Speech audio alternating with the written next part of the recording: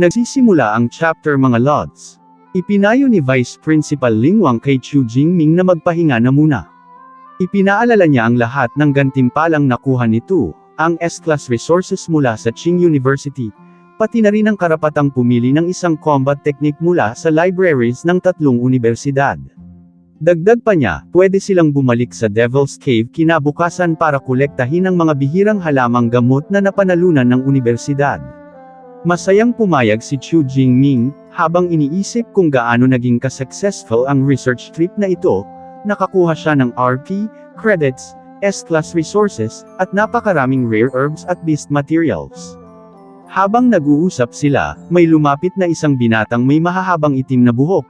Pinuri si Chu Jingming sa kanyang kahanga-hangang laban at sinabing isang malaking kapalaran ang makakita ng henyo tulad niya. Magalang namang nagpasalamat si Chu Jingming. Habang papalayo na ang binata, napatanong si Chu Jingming kung sino siya. Ipinaliwanag ni Song Chucho na siya raw si Dong Xin mula sa Jincheng University, ang estudyanteng nasa 3 ranggo, kasunod nila ni Kyren. Namangha si Chu Jingming nang malaman niyang umabot na sa high second tier ang cultivation ni Dong Xin, tinawag pa niya itong isang halimaw. Mapaglarong tinukso siya ni Song Chucho, tinatanong kung nagyayabang ba siya ngayon na isa na rin siyang third tier cultivator. Ngumiti si Chu Jingming at pabirong sinabi na iba raw siya, may cheat siya na kayang mag-level up sa isang click lang. Tinanong pa niya kung naniniwala ba sila. Naiinis na sagot ni Shusho, hindi raw siya naniniwala. Nag-shift ang eksena. Sa labas ng isang engrandi at gothic style na gusali, makikita sa loob ng isang napakalaking hall ang mga taong nakaluhod, suot ang mga balabal, sa harap ng isang lalaking lumulutang sa ere, ang arsobispo. Sa itaas niya, umiikot ang isang pink na orb, habang pinangungunahan niya ang kanyang mga tagasunod sa isang awit. Mula nang matanggap ang utos ng langit, ang makalangit na Diyos ay walang hanggan. Tinanong ng arsobispo ang isang subordinate kung handa na ang lahat sa plantation, at kinumpirma nitong maayos na ang lahat. Pagkatapos, nagbigay siya ng isang malamig at malupit na utos. Ang subordinate ang baalang pumatay sa mga mentor mula sa 3 unibersidad, hanggat maaari. Sumigaw ang mga tagasunod bilang pagsang-ayon. Pagkatapos, ibinaling ng arsobispo ang pansin niya sa isang lalaking nakahod at maskara, ang tinatawag niyang banal na anak. Inatasan niya ito na harapin ang 2 S-rankers, sina Chu Jingming at Kiran R, dahil makakatulong daw ito sa paglago ng banal na anak. May nakakakilabot ng ngiti, pumayag ang banal na anak at sinabing ang distansya sa pagitan niya at ng mga S-rankers ay malapit nang mawala. Kinabukasan, naglabas ang arsobispo ng huling utos. Kung handang sumali ang mga S-rankers sa Sect of Heavenly Decrees, mas mabuti. Kung hindi, dapat silang patayin, walang awa. Tinawag niya ang lahat ng kanyang tagasunod at buong sigasig na ipinahayag na oras na para ipakita ng sekta ang kanilang pag-iral sa buong bansa, sa pinakamalupit at pinakamaingay na paraan. Muling umalangaw-ngaw ang awit ng kanilang pananampalataya. Dumating ang mga estudyante sa Devil's Cave Plantation, isang napakalaking greenhouse na mahigpit na ipinagbabawal sa publiko. Namangha sila sa C-Class sunflowers at sabik ng simula ng pag-aani ng mahahalagang herbs. Sinalubong sila ng base supervisor na si Mayang, na tinanggap ang mga mentor at estudyante mula sa 3 pangunahing unibersidad. Ipinaliwanag ni Mentor Huang na hindi nakarating ang mga vice principals dahil hindi naman delikado ang misyon, at kung may mangyari man, pwedeng dumating si Vice Principal Ling Wang sa loob lamang ng ilang minuto. Gamit ang kanyang space ability, inakay ni Mayang ang grupo sa loob at hinati ang mga gawain. Qing University Sunflowers, Jinjin University Scarlet Flame Grass, Magic City University Cleansing Heart Grass. Ngunit biglang nagdagdag si Mayang ng isang kakaibang patakaran, ang 3 top freshman ay dapat ihiwalay sa main group. Agad itong kinuwestiyon ni Huang, pero ipinaliwanag ni Mayang na may bagong batch ng S-Class Rare Herbs na nais niyang ipahawak lamang sa mga top students. Inutusan niya sina Chu Jingming, Kyren Rao, at Dong Sheng na sumunod sa kanya. Bagamat may hinala, sumunod si Chu Jingming dahil naroon naman ang mga mentor. Habang naglalakad, pinuri ni Dong Sheng ang kanilang laban kahapon, bago niya binanggit ang tungkol sa mga relihiyon, mga sekta raw na may lihim na techniques na kayang magpataas ng lakas mula 2nd tier hanggang 4th tier. Pinayuhan ni Chu Jingming si Dong na huwag makisangkot sa ganoong relihiyon, ngunit hindi sumang-ayon si Kiren.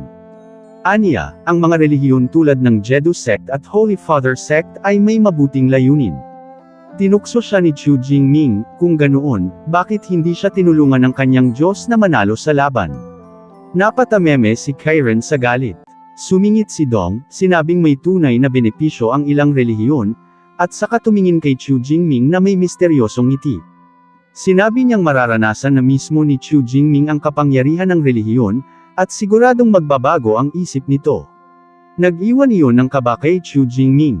Dinala sila ni Supervisor Mayang sa isang liblib na bahagi ng greenhouse. Sinabi niyang naroon na sila, ngunit walang kahit anong halamang gamot. Nang magtanong si Mentor Huping, biglang nagbago ang anyo ni Mayang. Ang mabait na supervisor ay naging isang malademonyong nilalang, pulang mata, aninong katawan, at dambuhalang demonyong anyo. Sa isang iglap, sinuntok niya si Huping sa dibdib.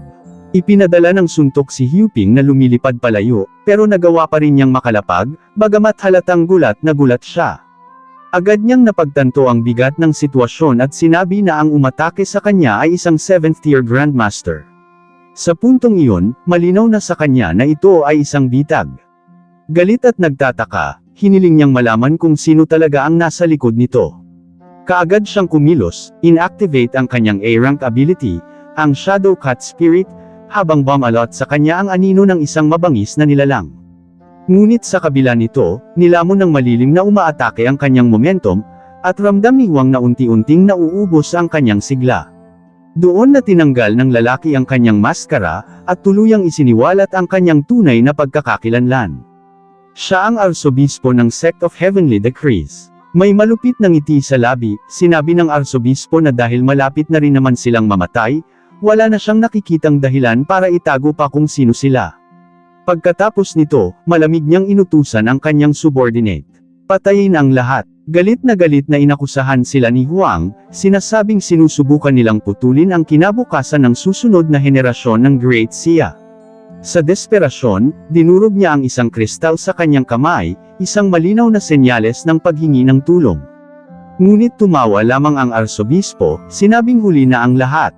Sa isang iglap, ibinuga niya ang kapangyarihan ng pulang orb sa kanyang kamay, na lumikha ng isang napakalaking space blockade, tuluyang ikinulong silang lahat sa loob ng greenhouse. Samantala, sa labas, agad na alerto ang tatlong vice principal sa biglaang pag-atake. Sumigaw si Ling Wang sa matinding galit, may nang-ahas na umatake sa kanilang koponan. Walang pag-aalinlangan, ang tatlong makapangyarihang Grandmasters ay sabay-sabay na lumipad patungo sa kalangitan, diretso sa pinanggagalingan ng krisis. Sa Sean Supply Base, nagulat ding kumilos ang head supervisor na si Jonan. Agad niyang inutusan ang mga squad sa Devil's Cave Plantation na unahin ang proteksyon sa panganay na dalaga, si Miss Song Chuko. Sinubukan niyang pakalmehin ang sarili, iniisip na may paparating na 8th-tier Grandmasters, kaya hindi dapat lumala pa ang sitwasyon. Pabalik sa loob ng greenhouse, naramdaman ni Huang ang pag-alog ng space blockade.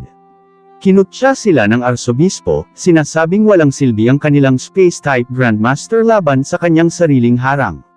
Nagpasya siyang kumilos ng mabilis. Ibinaling niya ang kanyang atensyon sa babaeng may anyong pusa, at pasigaw na idineklara na siya ang unang mamamatay. Ang atake ng arsobispo ay nagpakita sa anyo ng isang higanting pulang kamay, punong-puno ng mapanirang kapangyarihan. Napamura si Kiren sa matinding pagkadismaya. Samantala, alam na alam ni Chu Jingming na kaharap nila ang isang 7th-tier Grandmaster, at sa kasalukuyan, wala siyang kakayahang labanan ang ganoong klaseng lakas. Ngunit biglang nahinto ang atake. Napagtanto ng arsobispo na si Ling Wang, ang space-time Grandmaster, ay sapat ang lakas upang yumanig ang kanyang blockade. Ayaw niyang makipagsabayan ng direkta, kaya bigla siyang umatras. Habang papalayo, sinabi niya sa banal na anak na iiwan na niya sa kanya ang sitwasyon.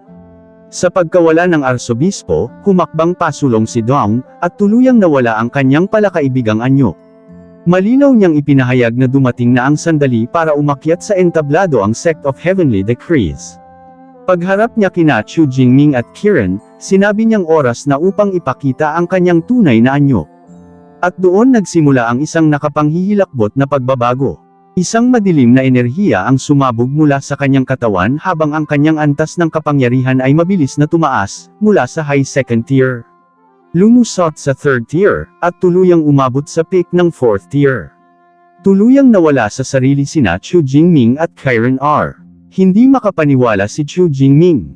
May teknik pala na kayang magpataas ng lakas ng isang tao ng 2 buong major realms. Nagsisimula ang chapter mga lods, habang nakatayo si Chiron Rao na nag-aapoy sa galit, masusing sinusuri ni Chu Jingming ang biglaang pagbabago ni Dongxiang. Agad niyang napagtanto na ang aura nito ay nagmumula sa dugo ng Diyos. Sa kanyang isipan, mabilis niyang inugnay na isang dosis ng SSS class resource ang nagtulak kay Dongxiang mula sa ikalawang tier hanggang sa mismong rurok ng kapangyarihan. Ngayon, si Dongxiang ay mistulang isang demonyong nilalang, may mahahabang sungay at kumikinang na mga mata. Walang emosyon niyang binigyan sina Chu Jingming at Chiron Rao ng pagpipilian, sumali sa Heaven's Mandate Sect at manghuli ng kapwa estudyante, o tuluyang mapilayan at mapatay. Samantala, sa labas ng pangunahing greenhouse, unti-unting napagtanto ng ibang mga estudyante ang nalalapit na panganib. Isang estudyante ang sumigaw, hinihikayat ang lahat na sumugod at tulungan ang 2 S-ranker. Ayon sa kanya, hindi nila maaaring mawala ang pag-asa kay Chu Jingming. Ngunit bago pa sila makakilos, hinarang sila ng ilang mga nakatalukbong na cultista. Tinawanan at kinutya sila ng mga ito, sinasabing walang sinuman ang makapagliligtas sa mga S-ranker at mas mabuting alalahanin na lamang nila ang sarili nilang buhay. Sa gitna ng kaguluhan, marahas na nakipaglaban si Sekok, winawasiwas ang kanyang nagliliyab na sibat laban sa mga cultista habang buong tapang na pinuprotektahan si Chu Jingming. Sa malayo, napagtanto ng 3 Grandmaster na sila ay nakulong. Tinanong ng isa si Vice Principal Ling Chuang kung bakit hindi sila makapag-teleport papasok. Ipinaliwanag ni Ling Chuang na sinubukan na niya, ngunit ang espasyo sa loob ng plantasyon ay ganap na natatakan. Ang pinagmumula ng hadlang ay isang archbishop na may hawak na kumikinang na pulang orb na may buto sa loob. Agad nakilala ni Ling Chuang ang buto bilang pag-aari ng isang rank 9 na Beast Emperor na may espesyal na kakayahang magsilyo ng espasyo. Nabahala ang 2 pang Grandmaster. Nagkomento si Jong Huan kung gaano kaseryoso ang sitwasyon, habang nagbabala ang isa pa na kung may mangyari sa 2 S-ranker, magiging isang napakalaking problema ito. Biglang tumawa ang Archbishop, nililibak ang mga walang magawang Grandmaster. Ayon sa kanya, wala silang magagawa kundi panuurin habang pinapatay ng kanyang sekta ang lahat ng mga freshman. Idineklara niya ang araw na iyon bilang Great Awakening Day ng Heaven's Mandate Sect. Nayanig ang mga Grandmaster sa mapait na katotohanan na ang grupong kaharap nila ay ang sektang inakala nilang tuluyang napuksa 6 na taon na ang nakalilipas. Walang pag-aalinlangan, nagsanib puwersa ang 3 Grandmaster. Iminungkahi ni Ling Wang na sabay silang umatake, naniniwalang sapat na ang 3 minuto upang basagin ang espesyal na blockade. Sa pangunguna niya, sumigaw siya at isang dambuhalang agos ng bughaw na enerhiya ang sumabog mula sa lupa, unti-unting itinataas ang buong plantasyon sa ere. Habang pinapanatiling nakalutang ang plantasyon, sinuri ni Vice Principal Wing Wang ang istruktura ng harang. Inihayag niyang ganap na selyado ang underground space, ngunit natagpuan niya ang pinakamahinang punto ng barrier sa timog silangan. Tumugon ang 2 pang Grandmaster, sina Shopang at Huan. Si Shopang ay nagbago bilang isang mabangis na unggoy na halimaw, habang si Huan ay naging isang nilalang na binubuo ng umiikot na bughaw na enerhiya. Sama-sama silang sumugod patungo sa lumulutang na greenhouse. Sa loob ng greenhouse, narinig ng mga estudyante ang isang napakalakas na dagandong ng tamaan ng gusali ng dambuhalang impact. Sa pagkakita sa mararahas na pag-atake ng kanilang mga tagapagligtas, napasigaw sila sa ginhawa, batid na dumating na ang mga vice principal upang iligtas sila. Sa gitna ng kaguluhan, nanatiling kalmado si Chu Jingming. Tahimik niyang sinuri ang kanyang system panel at napansin na mayroon pa siyang 4,000 ability points. Mabilis niyang kinalkula na kung gagamitin niya ang lahat ng iyon upang mag-level up, maaabot niya ang tier na sapat upang talunin ang kanyang mga kaaway. Ngunit sa mapanuyang tono, tinanong ni Dongxiang ang mga takot na freshman kung nakita na ba nila ang tunay na kapangyarihan ng kanyang sekta. Inalok niya sila ng pagkakataong sumali, sinasabing kung papatayin nila ang mga kapwa freshman, sila ay magiging ganap na miyembro at magkakaroon ng kaparehong lakas na tinataglay niya. Nag-atubili ang mga estudyante at tahimik na nagtinginan. Sa sandaling iyon, umalangaw ang boses ni Ling Guang mula sa nababasag na barrier. Nagbigay siya ng mahigpit na utos, sinumang freshman na umatake sa kapwa estudyante ay agad na palalayasin at papatayin. Mabilis na nagpasya ang mga estudyante na hindi maging mga traidor. Sa galit, tinawag sila ni Dongxiang na mga idiot bago siya bumaling muli kina Chu Jingming at Qiren Rao, binibigyan sila ng 3 segundo upang sumuko o mamatay. Kaagad ibinaba ni Qiren Rao ang kanyang espada. Yumukod siya at nagmakaawa para sa kanyang buhay, pumapayag na sumali sa Heaven's Mandate Sect. Pinuri ni Dongxiang ang kanyang desisyon at bumaling kay Chu Jingming para sa kanyang sagot. Walang sinabi si Chu Jingming. Sa halip, pinakawalan niya ang nagngangalit na lilang kidlat na bumalot sa kanyang katawan bilang malinaw na sagot ng pagtutol. Sa pagkakita nito, idineklara ni Dongxiang na pinili ni Chu Jingming ang kamatayan. Inutusan niya ang kanyang bagong tagasunod. Bilang patunay ng katapatan, kailangan ni Qiren Rao na patayin si Chu Jingming. Nang harapin ang utos, nanginginig si Qiren Rao, pawis na pawis habang inaamin sa sarili na hindi niya kayang talunin si Chu Jingming ng mag-isa. Sa kanyang pag-aalinlangan, sabay-sabay na lumapit ang mga nakatalukbong na cultista at pinalibutan si Chu Jingming. Sa kabila ng pagiging dehado sa bilang, nanatiling kalmado si Chu Jingming, balot ng lilang kidlat ang kanyang katawan. Sa kanyang isipan, mabilis niyang sinuri ang kalaban, isang mababang ranggong tier 3 user at 4 na tier 1 users. May kumpiyansa siyang hindi pa niya kailangang gamitin ang kanyang mahalagang ability points. Mapanghamon niyang inanyayahan silang lumapit. Isang cultista na may hawak na malaking palakol ang tumalon mula sa itaas, kinukot siya ang kay-abangan ni Chu Jingming at idineklara ang kanyang nalalapit na kamatayan. Iniwas-iwas niya ang palakol, ngunit agad itong hinarang ng S-rank defensive skill ni Chu Jingming na Thunder Armor. Bago pa man makabawi ang umaatake, mabilis na inilabas ni Chu Jingming ang kanyang sibat at sinaksak ito diretso sa dibdib ng cultista. Nanlaki ang mata ng cultista sa hindi makapaniwala, nagtatanong kung paano siya natalo ng isang tila mas mababang tier user. Tinignan lamang siya ni Chu Jingming nang may malamig na panunuya dahil sa kanyang kahanga-hang lumapit ng mag-isa.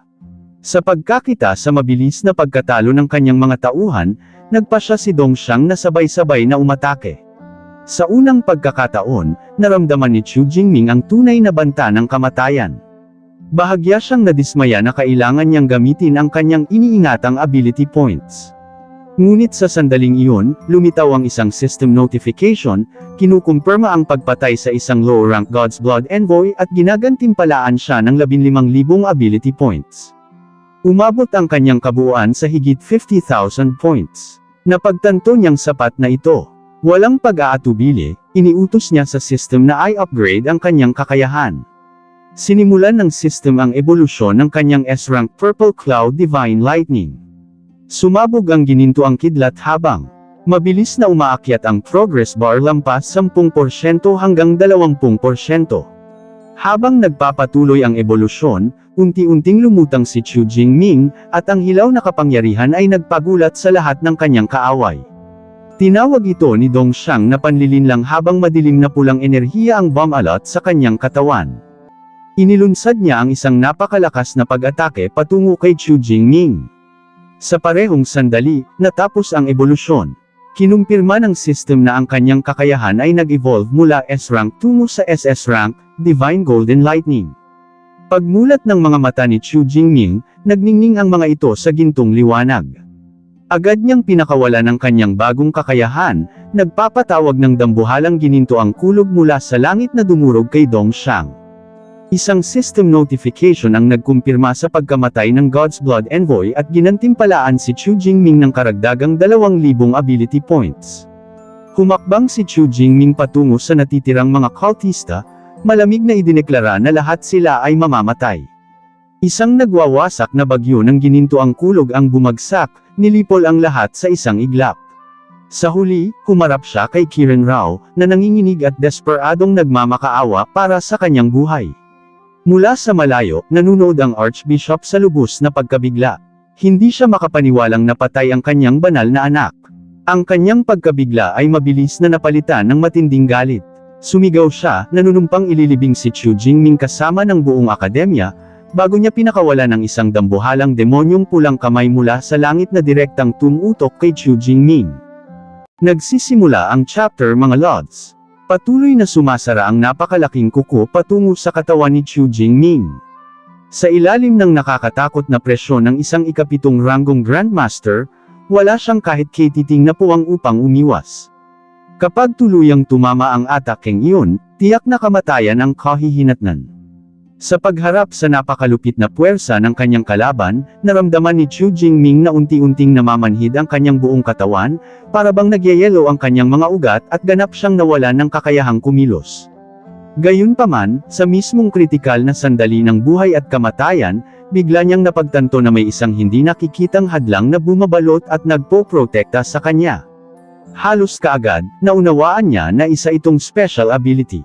Sa sumunod na segundo, tila napunit ang mismong espasyo habang lumitaw si Vice Principal Ling Xuang mula sa kawalan, malinaw na siya ang hamarang at nagligtas kay Chu Jingming. Ang lider na nakabalot sa itim na balabal, hawak ang Crimson Orb, ay tinamaan ng matinding takot. Hindi siya makapaniwala na nagawa ni Ling Xuang na sirain ang espasyo at pumasok sa larangan ng digmaan, lalo na habang aktibo pa ang Special Lockdown Barrier.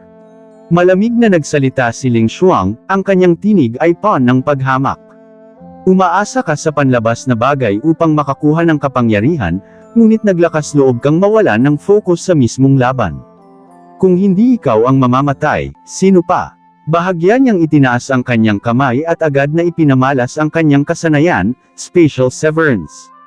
Isang marahas na alon ng enerhiya ang sumabog at sa isang iglap ay tuluyang naputol ang isa sa mga braso ng kalaban. Sariwang dugo ang bumulwak mula sa naputol na bahagi na parang nagngangalit na talon. Ang hindi matiis na sakit ay nagpilit ng isang matinis at desperadong hiyaw mula sa kanyang lalamunan. Ngunit hindi pa roon nagtapos. Nang walang anumang pag-aalinlangan, mabilis na bumuo si Vice Principal Ling Xuang ng mga selyo gamit ang kanyang mga kamay. Isang mahiwagang ancient spatial formation ang humubog sa harap niya, naglalabas ng sinaunang liwanag na tila nagmula sa ibang mundo. Sa pagdama ng nalalapit na kapahamakan, nataranta ang leader ng Heavenly Faith Sect at sinubukang tumakas, ngunit huli na ang lahat. Desperado siyang nagpumiglas, sinusubukang labanan ang nakakatakot na puwersang humihigop sa kanya. Walang pag-aatubili, inihagis ni Ling Xuang ang Crimson Orb diretso sa Spatial Vortex. Sa isang iglap, ang kalaban ay ganap na winasak at na-neutralize. Matapos harapin ang kaaway, bumaling si Vice Principal Ling Xuang kay Chu Jingming. Ang kanyang ekspresyon ay pawn ng pag-aalala, at nang marinig niyang ligtas ito, saka lamang siya bahagyang nakahinga ng maluwag. Sa sandaling iyon, lumitaw rin si Vice Principal Shouping sa likuran. Sa pagkakita sa pinsalang iniwan ng labanan, kumulo ang kanyang galit at agad niyang tinanong kung paano haharapin ang natitirang mga miyembro ng Heavenly Faith Sect. Malamig at tiyak ang utos ni Ling Xuang.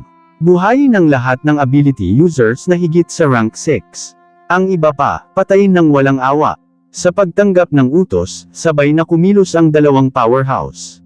Ang kanilang pinakawalang kapangyarihan ay lumikha ng nakabibinging pagsabog, ganap na winawasak ang natitirang mga miyembro ng Heavenly Faith Sect. Pagkatapos nito, ibinaling ni Ling Xuang ang kanyang tingin kay Qiren Rao, na nakatayo roon na nanigas sa takot. Awkward nitong sinubukang magsalita, ngunit malamig siyang pinutol ni Ling Xuang. Ang iyong usapin ay haharapin sa ibang pagkakataon. May darating para sa iyo.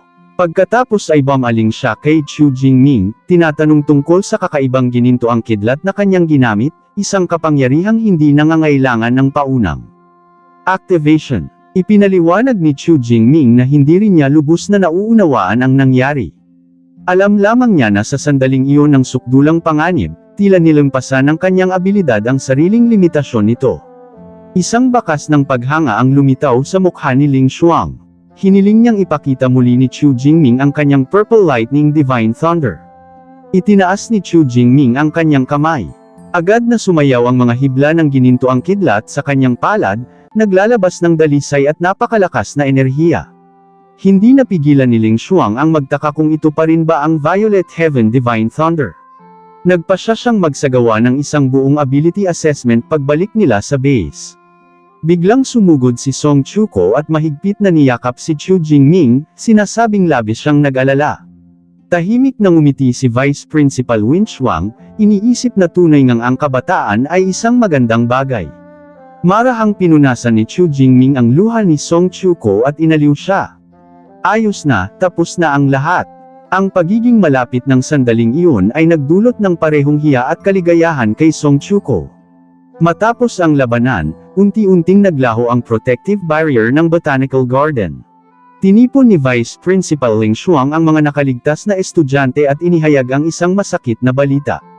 Sa panahon ng biglaang sorpresang pag-atake ng Heavenly Faith Sect, 34 hanggang 42 freshman mula sa 3 unibersidad ang nawalan ng kanilang buhay.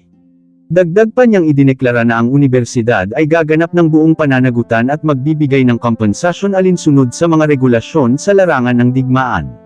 Sa isang matatag at mapuwersang tinig, ipinahayag ni Ling Shuang na ang Heavenly Faith Sect ay isa na ngayong ganap na kaaway ng buong sangkatauhan. Simula sa araw na iyon, ilulunsad ng 3 unibersidad ang isang ganap na krusada, nananawagan sa lahat ng karapat-dapat na estudyante at faculty na tumanggap ng mga misyon upang tuluyang lipulin ang masamang organisasyong ito. Matapos mapatay ang sugo ng Heavenly Faith Sect, nakakuha si Chu Jingming ng napakalaking halaga ng ability points. Tahimik niyang pinagpasyahan na sa sandaling makabalik siya sa paaralan, tatanggap siya ng mga misyong partikular na nakatuon sa pag-target sa Heavenly Faith Sect. Pagkatapos nito, inihayag ni Ling Shuang na dahil sa biglaang insidenteng kinasasangkutan ng Heavenly Faith Sect, ang research expedition ay magtatapos ng mas maaga kaysa sa nakatakdang schedule. Inutusan niya ang lahat ng freshman na magtipon ng alas 9 ng umaga kinabukasan upang bumalik sa campus. Sa ngayon, kailangan muna nilang sundin ang kanilang mga instructor pabalik sa base at magpahinga. Sa kanilang pagbabalik sa base, naglabas si Vice Principal Ling Shuang ng isang testing device at inutusan si Chu Jingming na i-activate ang kanyang abilidad. Automatikong susuriin ng makina ang mga resulta. Inilapat ni Chu Jingming ang kanyang kamay sa aparato, at sa mismong sandaling iyon ay muling nagliyab ang pamilyar na ginintoang kidlat, bumabalot hindi lamang sa kanyang kamay kundi pati na rin sa buong testing device. Habang pinagmamasda ng ginintoang kidlat, lihim na naisip ni Ling Shuang kung posible bang ang S-rank ability ni Chu Jingming ay nag-mutate tungo sa mas mataas na antas. Ngunit agad din niyang ibinasura ang ideyang iyon, sapagkat halos imposibleng mangyari ang ganoong uri ng ebolusyon. Ang katotohanang ang abilidad ni Chu Jingming ay nag-mutate mula E-rank patungong S-rank ay bihira na sa sarili nito. Hindi nagtagal, lumabas ang resulta ng pagsusuri at kinumpirma ang isang hindi inaasahang katotohanan. Ang abilidad ni Chu Jingming ay kinilala bilang Heaven Subduing Divine Thunder, isang sangay ng natural lightning system na kabilang sa sulfur monosulfide rank. Lubos na natigilan si Vice Principal Ling Shuang, sapagkat ang huling pagkakataong may lumitaw na isang sulfur monosulfide rank awakener sa bansa ay mahigit 10 taon na ang nakalilipas. Ang agwat sa pagitan ng S-rank at sulfur monosulfide rank ay napakalaki. Kapag maayos na inalagaan, ang ganitong uri ng kapangyarihan ay sapat upang tuluyang baguhin ang agos ng isang buong larangan ng digmaan. Dahil dito, walang pagpipigil na pinuri ni Ling Shuang si Chu Jingming. Samantala, si Chu Jingming mismo ay napuno ng mga tanong. Bakit nag-mutate ang kanyang abilidad tungo sa Heaven Subduing Divine Thunder? At paano nagawang matukoy ng testing device ang ganitong sinaunang pangalan? Ipinaliwanag ni Ling Shuang na ang dahilan kung bakit nakilala ang abilidad ay dahil minsan na itong umiral sa nakaraan, noong panahon ng Ancient High Civilization. Ang testing device na ginamit nila ay nilikha batay sa isang relic mula sa panahong iyon. Tumingin si Ling Shuang kay Chu Jingming ng may mga matang puno ng pag-asa at mariing sinabi na ang kanyang likas na talento ay maaaring maihambing sa mga powerhouse ng sinaunang panahon. Pinayuhan niya si Chu Jingming na hindi na kailangang itago ang ebolusyon ng kanyang abilidad, ngunit dapat din niyang iwasan ang labis na pagpapakitang gilas. Inabutan niya si Chu Jingming ng isang talisman at sinabi na hanggat dinudurog ito sa loob ng 400 kilometro na radius, agad siyang darating upang magbigay ng suporta. Tinanggap ni Chu Jingming ang talisman na may ngiti, magalang na yumuko, at nagsabing naiintindihan niya. Kasunod nito, ipinakita ni Ling Shuang ang ipinangakong S-rank resource reward, isang 7th rank breakthrough kill. Pinayuhan niya si Chu Jingming na gamitin ito kapag naabot na niya ang rurok ng rank 5 upang makatawid patungong rank 6. Hawak ang bote ng tableta, nagtanong si Chu Jingming kung posible bang ipagpalit ang bahagi ng S-rank cultivation resources para sa ibang mga gantimpala.